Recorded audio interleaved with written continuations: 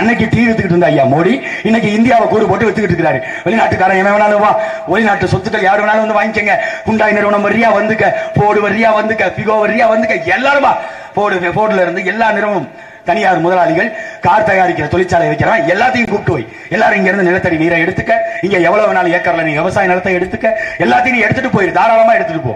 இப்படியா செய்வாங்க ஒரு நாட்டின் பிரதமர்? நாட்டின் பிரதமர் ஐயா காந்தியடிகள் குறித்து பேசுறாரு. காந்தியடிகள் சொன்ன சுயசார்பு பொருளாதாரம் இதுதானா? தற்சார்பு பொருளாதாரம் இதுதானா? இருக்கிறத வச்சு பெருமை மிக வாழணும்ல, அதை நீங்கள் நியாயப்படுத்தலாம், அதை நீங்கள் சந்தைப்படுத்தலாம். இங்க உற்பத்தியை பெருக்கணும். எந்த உற்பத்தி?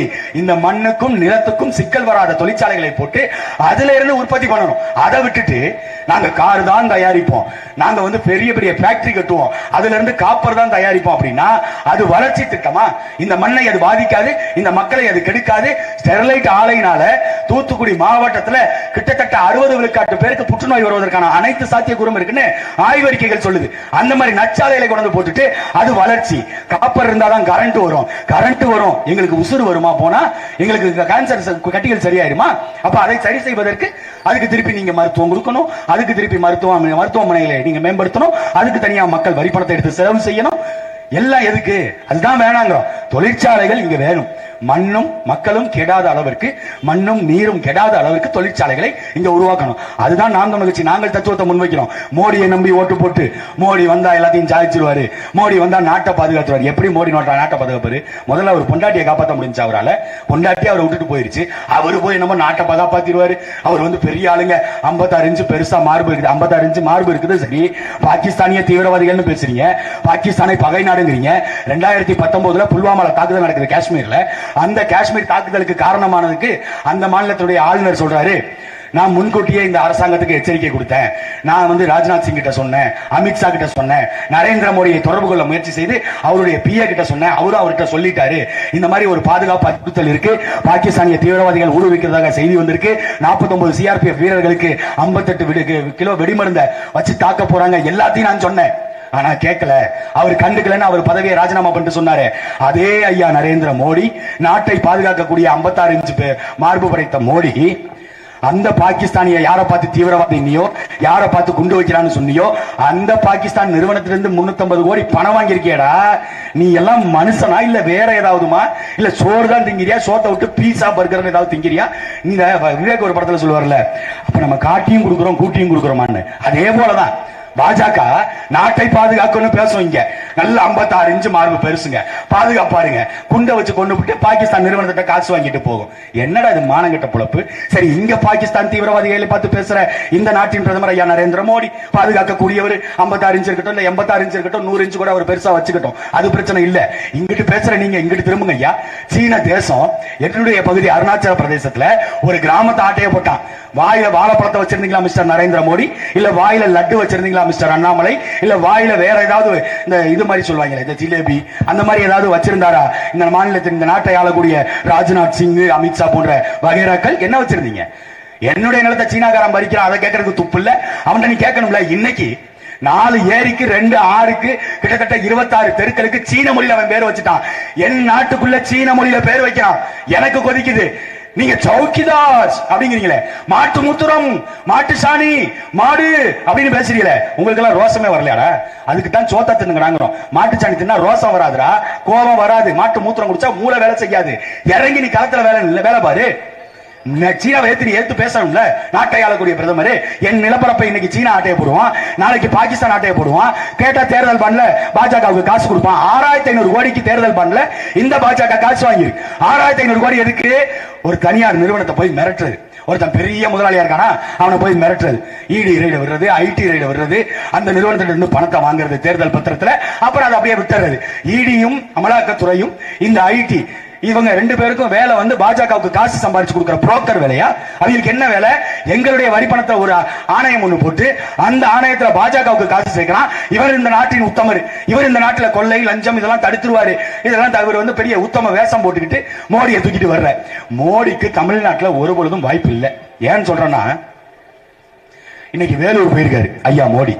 அப்படி பரப்புரை போயிட்டு இருக்காரா ரோட் ஷோல போகும்பொழுது ஐயா கை காட்டிட்டே போயிருக்கிறாரு. ஆனா பாருங்க, கெடு வாய்ப்பா ஒருத்தன் கூட அங்க ரோட்ல இல்ல. பாஜக காரன் ஒரு 10 பேர் நின்று இருக்கான், கையை காட்டிட்டு ஐயா மோடி போயிட்டாரு. இதுல இருந்து என்ன தெரியுதுன்னா, தமிழ்நாட்டை பொறுத்த வரைக்கும் மோடி அப்படிங்கிற நம்பரு வெறும் 0 தான். கடந்த தேர்தல்ல 2019 நாடாளுமன்ற தேர்தல்ல 21 சட்டமன்ற தேர்தல்ல பாஜக அதிமுக கூட்டணியில மோடி படத்தை போட்டே ஓட்டு கேட்கல. ஏன்னா மோடி படத்தை போட்டா ஒரு வயல ஓட்டு போட மாட்டான்னு இந்த நாட்டு மக்களுக்கும் தெரியும், பாஜக இருக்கவங்களுக்கு தெளிவா தெரியும். ஆப்கி பார்னு ஒரு கோஷத்தை போடுறாங்க. யாரு? ஐயா மோடி வராரா? ஆப்கி பார். தமிழ்நாட்டு பயலுக எப்பவுமே சேட்டை பிடிச்சவங்க, எப்பவுமே கிண்டல் நக்கல் நையாண்டி செம்மையா அடிப்பாங்க. ஆப்கி பார் அப்படின்னா சாக்கோ பார்ன்ட்டாங்க. போடா போய் போய் சாக்லேட் வைக்க போ அப்படின்னு சொல்லி ஐயா மோடியை துரத்தி விட்டுருக்காங்க. இது தமிழ்நாட்டில் நடக்கிற சம்பவம். இது வட மாநிலம் போல இல்ல. இங்கு ராமரை நம்பி யாரும் இல்ல. இங்க இருக்கிற அத்தனை பேரும் ராவண பிள்ளைகளுடைய வாரிசு. எங்கள்கிட்ட ராமன் வந்து எங்கள்கிட்ட நீ உன்னுடைய ராமரை தூக்கிட்டு வந்தா பிச்சை தான் போடுவோம். நீங்கள் எங்களை அசைச்சு கூட பார்க்க முடியாது. இந்த மண்ணுக்கு பாஜக சம்பந்தம் இல்லாத தேவையில்லாத அணி. அந்த அணியை கொண்டு வந்துட்டு இங்க நாங்க வளர்த்துருவோம் வளர்த்துருவோம் வளர்த்துருவோம். எப்படி வளர்ப்பீங்க? பொருளாதாரத்தை வளர்த்திருக்கீங்களா? இல்ல இந்த கல்வி தரத்தை வளர்த்திருக்கீங்களா? மருத்துவ தரத்தை வளர்த்திருக்கீங்களா? இல்ல என்னத்தை வளர்த்துக்க? ஐயா மோடிக்கு 3 வருஷத்துல தாடி மயிர் வளர்ந்ததை தவிர வேற என்னத்தை நீ வளர்த்து சாதிச்சு கிழிச்சிட்டீங்க ஐயா மோடி அவர்கள்.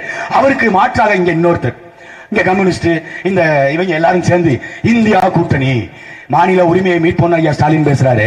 மாநில உரிமையை யாருங்க மீட்பீங்க? யாருங்க மாநில உரிமையை முதல்ல பறிச்சுட்டு போனது? 1976 இதே காங்கிரஸ் அம்மையார் இந்திரா காந்தி ஆட்சி காலத்துல தான் மாநில உரிமையை பறிச்சுட்டு போனாங்க. இன்னைக்கு அவங்களுடைய பேரண்ட் இருந்து நீங்க காப்பாற்ற போறீங்களா? அதை நாங்க எப்படி நம்புறது? இன்னைக்கு எல்லா திட்டங்களும் சொகுசுகர திட்டங்களாக சொல்றாங்க. அதுல திமுகவை சார்ந்த நபர்கள் மகளிருக்கு எல்லாத்தையும் கொடுத்துட்டு திருப்பி அந்த மக்களை ஏமாத்துறது, அவர்களை கிண்டல் பண்றது, கேலி செய்வது. மகளிருக்கு இலவச 1000 ரூபாய் உரிமை தொகை கொடுத்துட்டு என்ன பலன் வந்திருக்கீங்க? இல்ல பேரன் லோலி போட்டு வந்தீங்களா? காசு வந்துச்சா? 1000 ரூபாய் ஸ்டாலின் கொடுத்த காசு வந்துச்சா? இத பேசுறதுக்கு ஒரு பாராளுமன்ற உறுப்பினர் அமைச்சர் பையன். யாரு காசுல நீங்க கொடுத்தீங்க? ஐயா துரைமுருகன் கஷ்டப்பட்டு சம்பாரிச்சதா? காட்பாடியில பாடி வித்து சம்பாரிச்ச காசாது? யாரு விட்டு காசு? ஐயா மு.க. ஸ்டாலின் களத்துல போய் உட்கார்ந்து விவசாயம் பண்ணி அதுல இருந்து களை புடுங்கி நாத்து நட்டு அதுக்கப்புறம் தண்ணி பாய்ச்சி நெல் வளர்த்து அறுவடை செஞ்சு கொண்டு கொடுத்த காசா? உங்களுடைய வரி பணத்தை எடுத்து நம்மள்ட்ட கொடுக்கிற திட்டத்துக்கு ஐயா கலைஞர் மகளிர் உரிமை தொகை. சரி பேரை வச்சுட்டு போ, அது கூட பிரச்சனை இல்லை. நீ அதுக்கெல்லாம் பேர் வைக்கிறீல்ல, நான் சொல்றேன் இதுக்கு 2 பேர் வைங்க. மாநிலத்தின் முதலமைச்சர் ஐயா மு.க. ஸ்டாலின் அவர்களுக்கு நாங்க வந்து ஒரு பெரும் கோரிக்கை வைக்கிறோம். ஐயா எங்களை படிக்க வைத்தது ஐயா காமராஜர், நீங்க படிக்க வச்சீங்க, அதுக்கு ஐயா கலைஞர் பேரை போட்டுக்கிறீங்க. சரி தாராளமா போட்டுக்கங்க. அதே மாதிரி எங்கள் ஐயா கலைஞருடைய வாழ்நாள் சாதனையாக ஒரு திட்டத்தை, சிறந்த திட்டத்தை அமல்படுத்திட்டு போயிருக்காரு. அந்த திட்டத்துக்கு ஐயா கலைஞர் கருணாநிதியுடைய பேரை தயவு செய்து வைங்க அப்படிங்கறத உங்கள்கிட்ட ஒரு தார்மீக கோரிக்கையா வைக்கிறோம். டாஸ்மார்க் கடைகளை தொடர்ந்து எங்கள் மக்களை குடிக்க வச்ச ஐயா கலைஞர் கருணாநிதி, அந்த சாதனை செய்த அவருக்கு கலைஞர் டாஸ்மார்க் என்று பேர் வைங்க. கடைசி வரை இந்த மக்களுக்கு கழிவறை கட்டித்தரேன்னு சொல்லி ஏமாத்திட்டு போன அவருக்கு கலைஞர் கழிவறை அப்படின்னு சொல்லி கழிவறை, இந்த 2 இடத்துல மட்டும் பேரை வச்சிட்டீங்கன்னா தமிழ்நாடு முழுக்க கலைஞர் நாடாயிரும். இதுக்காக ஒரு அரசாங்கம் இந்த மண்ணின் மக்களின் உரிமைக்கு பேச வேண்டிய இவர்கள் இதுவரை பேசல, இனிமேலும் பேச மாட்டாங்க. உங்களுக்கான குரலாக, உங்களின் வலிமை மிக்க குரலாக, உங்களின் வலுவான குரலாக நாடாளுமன்றத்தில் ஒலிக்கிறதுக்கு ஐயா கார்மேகம் அவர்களை தேர்ந்தெடுத்து ஒலிவாங்கிய சின்னத்தில் வாக்களித்து நாடாளுமன்றத்துக்குள்ள உள்ள அனுப்புங்க. நாடாளுமன்றத்துக்குள்ள உள்ள ஐயா போய் அமைதியா அதுக்கு ஐயா தூக்கி ஒரே ஒரு பிரமாணம், என் தமிழ் தாய் மீதும் என் தலைவன் பிரபாகரன் மீதும் ஆணையிட்டு இந்த பதவியை நான் ஏற்கிறேன், இந்த மண்ணுக்கும் மக்களுக்குமாக கடைசி வரை களத்துல நான் உறுதியா நிற்பேன் அப்படிங்கிற வார்த்தையை தமிழ்ல அங்க போய் பேசுவாங்க நாடாளுமன்றத்துல. பெரியார் வாழ்க, அண்ணா வாழ்க. பதவி பிரமாணமே அவங்க பேரை வச்சு எடுக்கணும், தலைவர்கள் பேரை வச்சு எடுக்கணும். அதை முடியுமா? அதை சாத்தியப்படுத்த ஐயா கார்மேகம் அவர்களுக்கு ஒளிவாங்கிய சின்னத்தில் வாக்களித்து இந்த ஈரோடு நாடாளுமன்ற தேர்தலில் நீங்கள் தேர்ந்தெடுத்து நாடாளுமன்றத்துக்குள்ள அனுப்புங்க. நாடாளுமன்றத்தையே பதற சதற விடல. இதுவரை நீங்கள் வாழ்நாள்ல பார்க்காத நாடாளுமன்ற அவை தொடரை நீங்க பார்ப்பீங்க. வாய்ப்புக்கு நன்றி, வணக்கம். நாம் தமிழர், நாமே தமிழர்.